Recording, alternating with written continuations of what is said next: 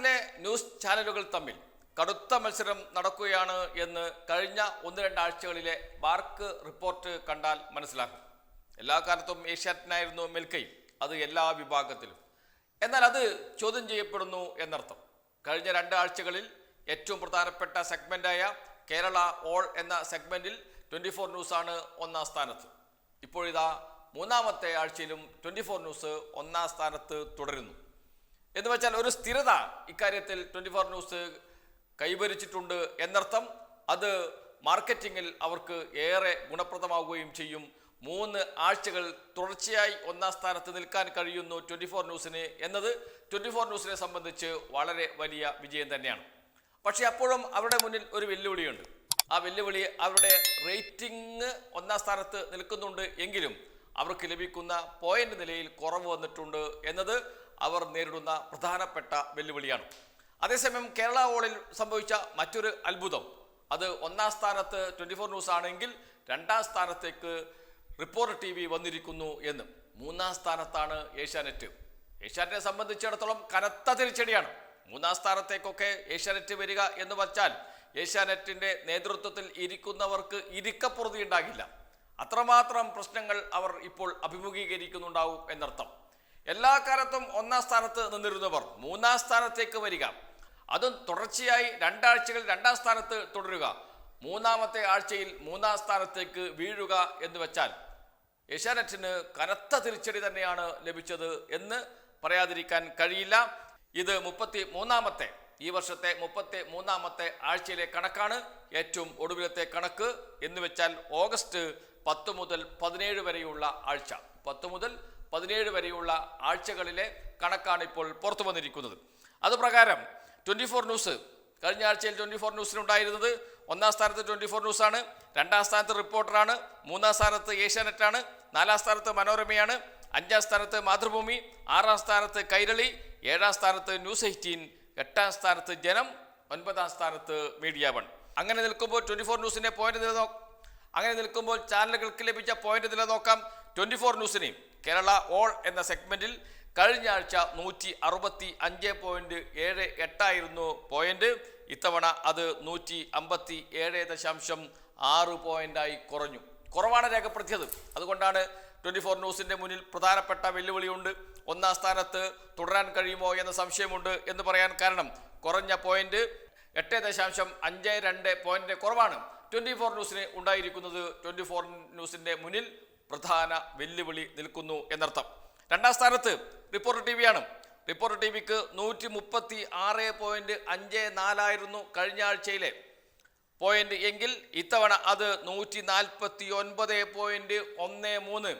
വർധനയാണ്, ചെറിയ വർധനയല്ല. വർധനവ് 12.59 പോയിന്റിന്റെ വർധനവ്. 12.59 പോയിന്റിന്റെ വർധനവ്. ഈ സെഗ്മെന്റിൽ ഏറ്റവും കൂടുതൽ പോയിന്റിന്റെ വർധനവ് നേടിയതും റിപ്പോർട്ടർ TV ആണ് എന്നോർക്കണം. എന്ന് വെച്ചാൽ അവരുടെ കുതിച്ചുചാട്ടം തുടരുന്നു. ഇങ്ങനെ പോവുകയാണെങ്കിൽ അടുത്ത ആഴ്ച അവർ 1-ാം സ്ഥാനത്ത് എത്തും. അതേസമയം 24ന്റെ പോയിന്റ് നില കുറയുന്നു എന്നുകൂടി കണക്കാക്കുമ്പോൾ ഉറപ്പായും ഇതിന്റെ തുടർച്ച സംഭവിക്കുകയാണെങ്കിൽ ഒരു സംശയം വേണ്ട, അടുത്ത ആഴ്ച റിപ്പോർട്ടർ TV 1-ാം സ്ഥാനത്ത് എത്തും. തൊട്ടു താഴെ 3-ാം സ്ഥാനത്ത് ഏഷ്യാനെറ്റ്. സങ്കടകരമാണ് ഏഷ്യാനെറ്റിന്റെ അവസ്ഥ. അവരെ സംബന്ധിച്ച് കനത്ത തിരിച്ചടി തന്നെ. 155.38 ആയിരുന്നു കഴിഞ്ഞ ആഴ്ച. ഇത്തവണ അത് 147.57, 7.51ന്റെ കുറവ്, 7.51 പോയിന്റിന്റെ കുറവ് ഏഷ്യാനെറ്റിനെ സംബന്ധിച്ചിടത്തോളം കനത്ത തിരിച്ചടി. അത് കഴിഞ്ഞ് മനോരമയാണ്. 80.93 ആയിരുന്നു കഴിഞ്ഞ ആഴ്ച. ഇത്തവണ അത് 72.78, 8.15 പോയിന്റിന്റെ കുറവ്. 8.15 പോയിന്റിന്റെ കുറവ് വലിയ തിരിച്ചടി തന്നെയാണ്, സംശയമേ ഇല്ല. മാതൃഭൂമി 72.61 നിന്ന് 64.97 വീഴുന്നു, 7.64ന്റെ കുറവ്. കൈരളി ന്യൂസ് 26.74 നിന്ന് 24.91 വീഴുന്നു, 1.75ന്റെ കുറവ്, 1.75 പോയിന്റിന്റെ കുറവ്. ന്യൂസ് 18 25.10, അത് 24.82 വീഴുന്നു എന്ന് വെച്ചാൽ നേരിയ കുറവ് 0.28 പോയിന്റിന്റെ കുറവ്. ജനം TV 22. 0.1, അതിൽ നിന്ന് 23.16 ചെറിയ വർധനവുണ്ടാക്കുന്നു. വർധനവ് 1.15 പോയിന്റിൻ്റെത്, 1.15 പോയിന്റിൻ്റെത്. അത് കഴിഞ്ഞ് മീഡിയ വൺ 15.98 കഴിഞ്ഞ ആഴ്ച, അത് ഈ ആഴ്ച 16.53 എത്തുന്നു. ചെറിയ വർധനവ് 0.55 പോയിന്റിന്റെ വർധനവ്. ഇതിൽ പ്രധാനപ്പെട്ട കാര്യം, വർധനവ് ഉണ്ടാക്കിയത് റിപ്പോർട്ടർ, അതിനുശേഷം ജനൻ TV, അതിനുശേഷം മീഡിയ വൺ, ഈ 3 ചാനലുകൾ മാത്രമാണ് വർധനവുണ്ടാക്കിയത്. അതിൽ ഏറ്റവും വലിയ വർധനവ് 12.59 അത് റിപ്പോർട്ടർ TVയുടേതാണ്. എന്ന് വെച്ചാൽ റിപ്പോർട്ടർ TV കുതിപ്പ് തുടരുകയാണ്. കഴിഞ്ഞ ആഴ്ചകളിലൊക്കെ 40 പോയിന്റും 35 പോയിന്റും ഒക്കെയായിരുന്നു റിപ്പോർട്ടർ TV നേടിയത്. അതിൽ നിന്ന് ചെറിയൊരു ഇടിവ് സംഭവിച്ചിട്ടുണ്ട്. എങ്കിലും അവരുടെ മേൽക്കോയ്മ എന്ന് വെച്ചാൽ അവർ മുന്നോട്ടുള്ള പോക്ക് തുടരുക തന്നെയാണ് എന്നർത്ഥം. ഇവിടെ ഏറ്റവും പ്രധാനം സെഗ്മെന്റ് ഓളിൽ, കേരള ഓളിൽ ഏറ്റവും പ്രധാനം ഏഷ്യാനെറ്റ് ന്യൂസ് 3-ാം സ്ഥാനത്തേക്ക് വന്നു എന്നതാണ്. ഇനിയിപ്പോൾ ഏറ്റവും കൂടുതൽ വിപണിയിൽ സ്വാധീനം ചെലുത്താൻ കഴിയുന്ന പർച്ചേസിംഗ് കപ്പാസിറ്റിയുള്ള 22+ ABC-യിലാണ് ഏറ്റവും പ്രധാനപ്പെട്ട മറ്റൊരു വിഭാഗം. കാരണം അതാണ് മാർക്കറ്റിങ്ങിൻ്റെ പ്രവണത നിർണ്ണയിക്കുന്നത്. ആ വിഭാഗത്തിനാണ് ഏറ്റവും കൂടുതൽ പർച്ചേസിംഗ് കപ്പാസിറ്റി ഉള്ളത്. അതുകൊണ്ട് തന്നെ അതും പ്രധാനപ്പെട്ട ഒരു വിഭാഗമാണ്. അവിടെ ഏഷ്യാനെറ്റ് തന്നെയാണ് 1-ാം സ്ഥാനത്ത്. ഏഷ്യാനെറ്റ് അവിടെ 1-ാം സ്ഥാനം ഇപ്പോഴും നിലനിർത്തുന്നു. 200.85 കഴിഞ്ഞ ആഴ്ചയിലെ പോയിന്റ്. ഇത് 192.04 എത്തുന്നു. എന്ന് വെച്ചാൽ ഇടിവ് സംഭവിക്കുന്നുണ്ട് ഏഷ്യാനെറ്റിന്. 8.81 ഇടിവ്, 8.81 പോയിന്റിന്റെ ഇടിവാണ് രേഖപ്പെടുത്തിയിരിക്കുന്നത്. 200 കടക്കുക എന്നത് ഒരു ന്യൂസ് ചാനലിനെ സംബന്ധിച്ചിടത്തോളം കേരളത്തിൽ അതിപ്രധാനമാണ്. ആ നേട്ടം കൈവരിച്ചിട്ടുണ്ട് ഏഷ്യാനെറ്റ്. എന്നാൽ അവിടെ നിന്നും ഏഷ്യാനെറ്റ് ന്യൂസ് താഴേക്ക് ഇറങ്ങുന്നു എന്നർത്ഥം. 192.04 ഇറങ്ങുന്നു.